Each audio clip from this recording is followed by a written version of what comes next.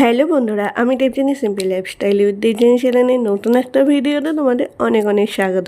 তাই যে ভিডিওটি শুরু করছি, এখন বাজে 11:30 আর বর্মশাই আজকে সকালবেলাতেই হরিপাল লোকালে বেরিয়ে গেছে।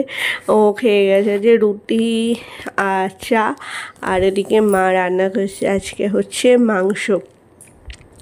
আর এদিকে আমি মানে মাকে সমস্ত কিছু সবজি, আলু, পেঁয়াজ, আদা, রসুন সব কেটে দিয়েছি। মাকে বললাম তাহলে আজকে রান্না করো, তোমার হাতে অনেক দিন মাংস খাইনি। তো ওই জন্য মা রান্না করছে। আর এদিকে আমি গাছাগুছি করেছিলাম অল্প কটা জামা কাপড়, সেইগুলোই এখন ছাদে মেলে দিচ্ছি। রোদ খুব একটা বেরোয়নি। তো আর আজকে একটা জায়গায় যাওয়ার কথা আছে, যদি যাই সেটা তো তোমরা অবশ্যই জানবে। তো চলো আজকে সারাটার দিন কী কী করি সবই তোমাদের সাথে শেয়ার করব। তোমরা পুরো ভিডিওটি দেখো, আশা করছি তোমাদের খুব খুব খুব ভালো লাগবে।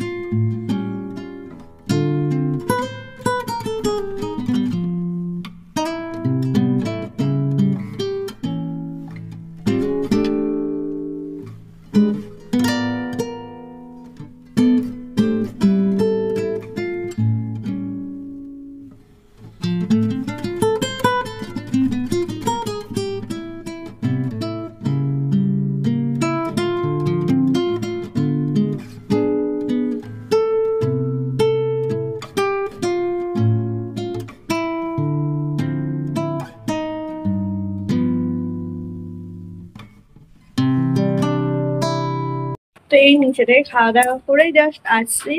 আর এখন রেডি হয়েছে, জামা বার করেছি। ভাবলাম জামাগুলো ইস্ত্রি করবো, কিন্তু না, দেখি বিকালবেলা বা সন্ধ্যাবেলা এসে ইস্ত্রি করবো। তো এখন রেডি হয়ে যাবো হচ্ছে, গতকাল ও মাকে আর বোনকে এবছর পুজোয় কেনাকাটার জন্য টাকা দিয়েছে। সেই জন্যই মা আর বোন যাবে হচ্ছে শপিং করতে। মা বলছে তুইও চ, বাড়িতে একা কি করবি, যেহেতু কাজে গেছে, বাবাও দোকান চলে যাবে। ওই জন্য ওই জন্য রেডি হচ্ছি। দেখা যাক কোথায় যাই, ইচ্ছে আছে শ্রীরামপুর যাওয়ার। তো চলো সাথে দেখো কি কেনাকাটা করি না করি, তো সবই তোমাদের সাথে শেয়ার করবো। তো এই যে রেডি হয়ে একদম বেরিয়ে পড়েছি। আর বাপি এইমাত্র দোকান থেকে এলো, এসে ভাত খেয়েই বলছে তাহলে দিয়ে আসে, এসে তারপর স্নান করবে। তো এই জন্য এখন আমাদের দিয়ে আসছে। এই যে বোনের গাড়িতে আমি চাপছি আর বাপি মাকে দিয়ে আসতে যাচ্ছে।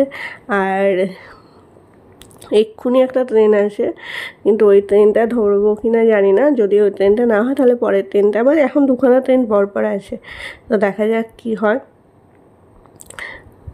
আর এই যে চলে এসেছি, এখন টিকিট কেটে নিচ্ছি। আর এই জাস্ট আগে এখন যে ট্রেনটা আছে খবর হলো, আশা করছি হয়ে যাবে। মা তো দিক দিয়ে প্ল্যাটফর্মে চলে গেছে, আমি আর বোন ওভারব্রিজ দিয়ে যাব।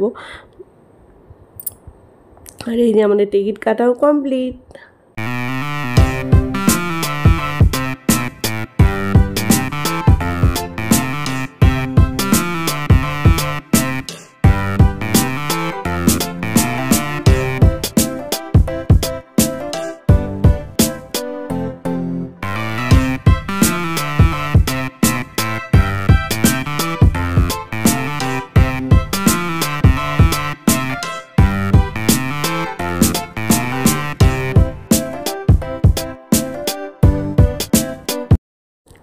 তো এই যে চলে এসেছি হচ্ছে শ্রীরামপুর প্ল্যাটফর্মে, নেমে পড়েছি। কারণ ট্রেনে উঠে তোমাদের সাথে ভিডিও করতে পারিনি, কারণ ট্রেনটা ছিল প্রচণ্ড ভিড়। আর গোঘাট ট্রেন ছিল, বুঝতেই পারছো কীরকম ভিড় হবে। তো এই যে শ্রীরামপুর চলে এসেছি। ওই যে তোমাদের বললাম এবারে পুজোর মার্কেটিংয়ের টাকা দিয়েছে মাকে আর বোনকে, আমাকেও পরামর্শ দিচ্ছিলো, কিন্তু আমি নিইনি। আমি বলেছি আমি তোমার সাথে এসে কিনবো। তো ওই জন্য এই যে মাকে বোনকে নিয়ে চলে এসেছি, কারণ এরপর শ্রীরামপুরে এত ভিড় হবে যে সেই ভিড় ঠেলে মাকে নিয়ে আসাটা সম্ভব হয় না। প্রত্যেকবারে মায়ের খুব কষ্ট হয়ে যায়, ওই জন্য এবার একটু আগে আগেই চলে এসেছি। আর আমরা এলে তো শাড়ি নিলে এই দোকানটা থেকেই নিই। তো দোকানেও চলে এসেছি। তো চলো কী কী শাড়ি কালেকশান আছে আমরাও দেখি আর তোমাদেরকেও কিছু কিছু জিনিস শেয়ার করছে। তো এই যে প্রথমেই দেখছি বোনের জন্য শাড়ি, তো দেখা যাক ও কোন শাড়িটা নেয়।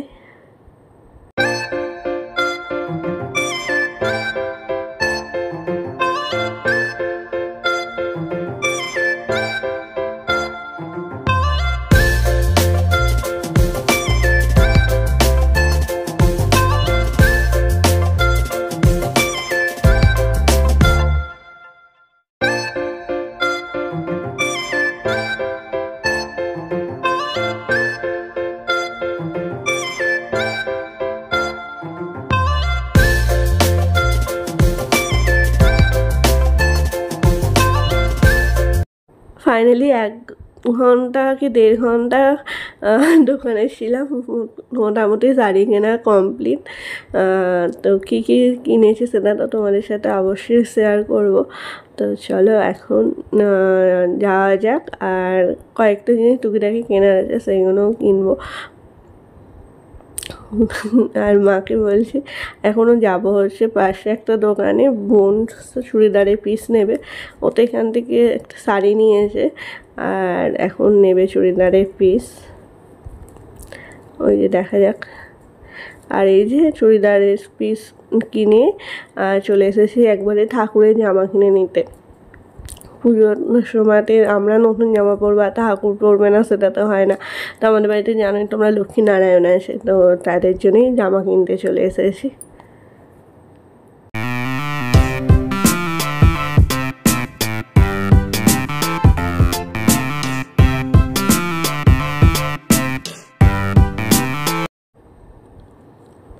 তো এখন বাজে 7:30, এই জাস্ট 10-15 মিনিট হলো বাড়ি এসেছি। বাড়ি এসে ড্রেসটা চেঞ্জ করে নিই, তোমাদের সাথে শেয়ার করছি যে কী কী জিনিস কিনে এনেছি। আর আসার সময়তে ট্রেনটার এত ভিড় ছিল, যাওয়ার সময়তেও তাই আসার সময়তেও তাই, ওই জন্য আর কোনো ভিডিও করতে পারিনি।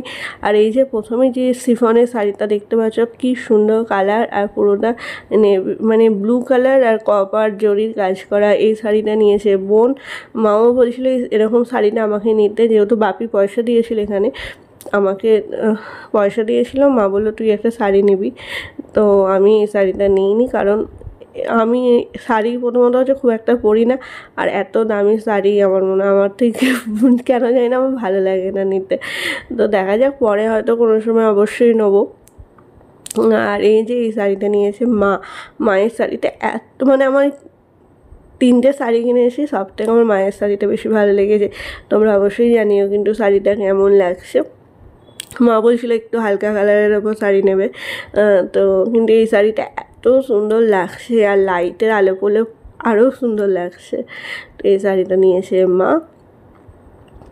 আর তারপর আমি একটা নিয়েছি, তার আগে তোমাদের সাথে চলো শেয়ার করছি। বোনের চুড়িদারের পিসটা ও নেবে বলেছিল কুর্তি, জানো তো, কিন্তু এই পিসটা আমার এত পছন্দ হয়ে গেছে। ও যদি চুড়িদারের মানে কুর্তি নিত তাহলে আমি এই পিসটা নিয়ে নিতাম। আর এই পিসটা একটাই ছিল, জানো তো, মানে এত সুন্দর, পিসটা খুব সুন্দর হয়েছে, দেখো দারুণ লাগছে না? গোটা মানে চুড়িদারটাই গোটা কাজ করা, ওড়নাটাও খুব সুন্দর কাজ করা। তো এইগুলো এখন তৈরি করতে দিয়ে আসতে হবে, না হলে আমাদের এখানে আবার পুজোর 1 মাস আগে থাকতে কোনো জিনিস নেওয়া বন্ধ করে দেয়। আর এবার দেখাচ্ছি আমি কি নিয়েছি। তো এটা মা আর বাপি দিয়েছে এখানে, আমার বাপিও এখনও একটা বাপু। তো এই যে এই একটা শাড়ি নিয়েছে, এই শাড়িটা আর একটা কালার ছিল অফ হোয়াইটের ওপরে, কিন্তু ওইটার থেকে আমার এইটা বেশি ভালো লাগলো, এটাই নিয়েছে। কেমন লাগছে অবশ্যই কিন্তু জানিও। হ্যাঁ, শপিংগুলো, আর এদিকে শপিংগুলো গুছিয়ে এখন চলে এসেছি নিচে। মা করছে রুটি, আর ওদিকে ভাত বসিয়ে দিয়েছি, যেহেতু বড়মশাই ভাত খেয়ে যায়নি আজকে, আবার মাংস হয়েছে। ও ভাত খাবো না বলছে, বলছে না অল্প ভাত খাও, সারাদিনে বলো ভাত না খেলে হয়। ওই জন্য ওর জন্য ভাত বসিয়েছি, হয়তো আমিও ভাত খাবো, আমি আরও দুজনে অল্প ভাত খাবো। আর মা বোন বাপির জন্য রুটি হবে। মা ওদিকে আটা মেখে বেলে দেবে, আমি এখানে শিখে নেব। তো চলো আজকের ভিডিওটি তাহলে আমি এখানেই শেষ করছি। যদি তোমাদের আমাকে ভালো লাগে প্লিজ প্লিজ প্লিজ লাইক করো, শেয়ার করো, কমেন্ট করো, আর আমার চ্যানেলটিকে অবশ্যই সাবস্ক্রাইব করো। আর শপিংগুলো কেমন হয়েছে জানাতে কিন্তু ভুলো না। আবারও দেখা হবে তোমাদের সাথে নতুন কোনো ভিডিওতে। তাদের করে টাটা।